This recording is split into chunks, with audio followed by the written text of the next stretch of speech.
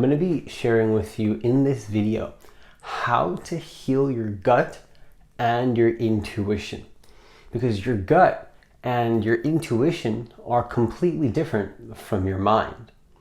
If you give away your power to your mind and your thinking, and only your thinking, what's going to happen is that you'll lose touch with who you really are. That's a big problem. The mind is useful to gain trajectory in a certain direction in your life. But at some point, you want to learn, in my experience, to surrender into what trajectory you choose. And then from that point, you got to trust yourself, right? You got to trust who you really are. Let's talk about that in this video. So if you're new to this channel, what I want you to do is I want you to hit that subscribe button. I want you to hit that notification bell, because I do actually post a new video every single day. Also, if you want to work with me one-on-one personally, the only way to do so right now is by booking in a single session. You can book that by hitting the link that's in the description box of this video.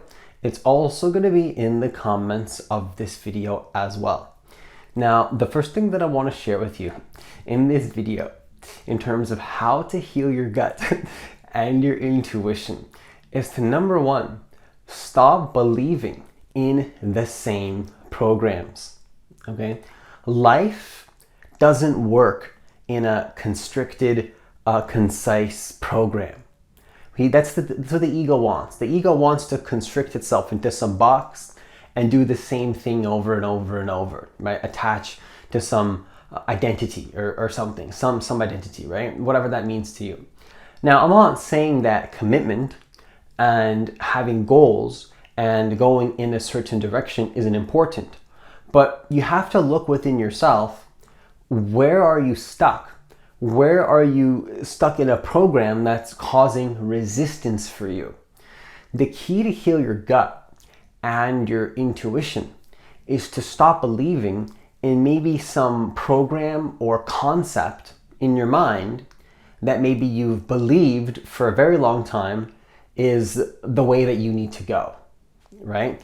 When you're believing in some one particular program that you believe you need to keep going in that direction, and you push and you push and you push, and you're in an energy of persistence, yet it doesn't feel good anymore. Like maybe at some point it was resonating for you and it's what you needed and you wanted to go in that direction, but then at some point it's not resonating for you, but there's this idea maybe in your mind, like, no, I have to make this work, I have to make this work. It's like at some point, like, you'll be thankful that you don't make it work. Just let it go and you'll be so happy, like, gosh, thank God that thing didn't work out, because it's not really what I wanted, right? And you have to look within yourself. You can do this with many different things, like with diet.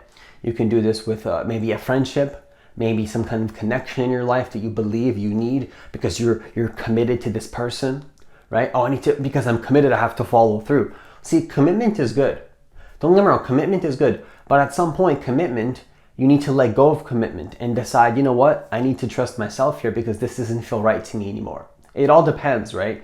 There's two sides to every point of life. At some point, sometimes you need to be committed and it's like, screw your feelings. Okay, I understand. That's sometimes we got to be there.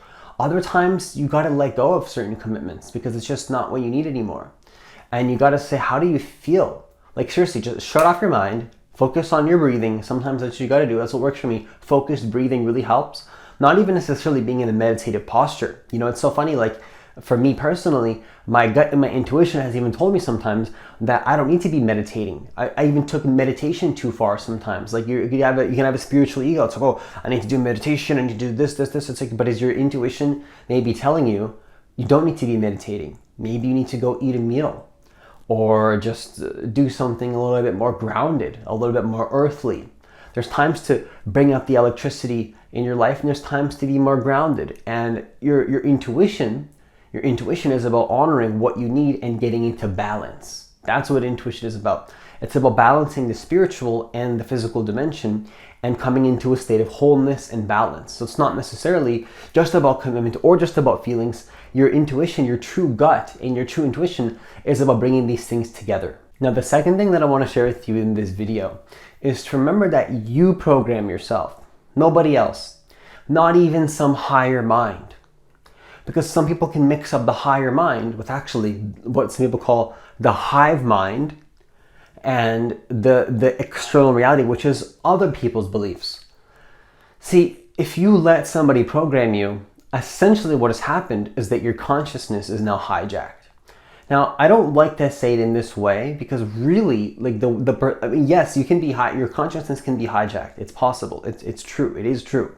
But I just don't like to necessarily communicate it in that way, because for me personally, to communicate in that way doesn't make me feel connected to my belief systems and my power. So I like to see it as nobody can actually hijack my consciousness. I'm noticing in my field when I'm choosing to give away my power and I'm choosing to give my belief to some person or some idea. Maybe I read something online on the internet. If you're reading something online on the internet and it causes fear within you, oh my gosh, maybe I'm doing something wrong. That's a huge sign to just ignore it. Ignore it and go find something that resonates. Because look, there's two sides to everything. You know, there's like, if you look up enough information on why some food is bad for you, you'll find it. If you look up the information on why something's good for you, you'll also find it. And both of those realities exist.